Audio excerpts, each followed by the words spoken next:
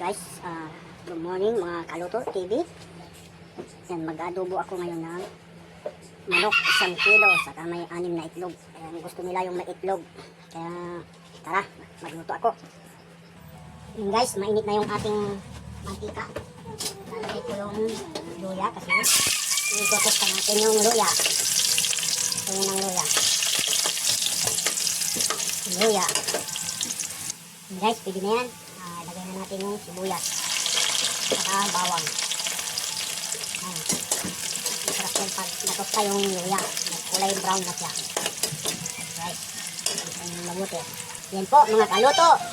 Ilalagay na natin yung 1 kilong manok na may atay. Ayan. Kunti lang yung atay. Kasi ayaw din nila yung atay. Right. Sarap yan yan. Gigisayin ng mabuti.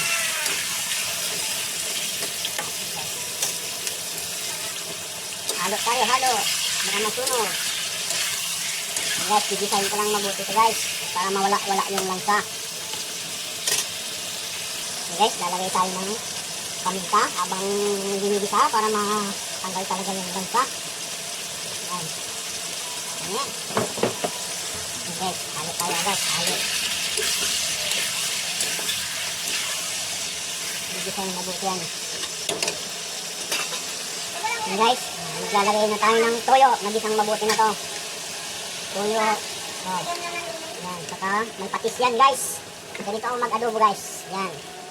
Patis. Dapat, nasubukan ko na rin mag-adobo ng sa patis lang. Sobrang sarap. Let me long. Let me buy the hairs and love. Alone every day. Suka. Show you the way. Haloy nang. Agoy, sayang. Nahulog ba yun? Tandaan mo si nanay? Oo, pansit lang. Ayan guys. Hindi sa mix. Kunti lang guys. Baka maalat na masyado. Ano lang. Ajinomoto.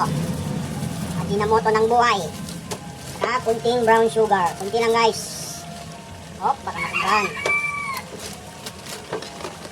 Tapos, lalagay na natin yung luto na itlog. Ayan guys. Add tayo ng konting sabaw. Ayan. Nalagay ko ng konting sabaw. Hanggang sa pampalambot nyo na ito yung karne. Yes. Sarap sa may sili. Ayan guys, tingnan natin yung dalawa. Hindi siya ganong maitim kasi may patis. Ayan guys. Wow, ano yung manok na may itlog? Yan yung paborito ko. Oo, paborito ng baby ko. Baby ko damulag. Ayan siya oh.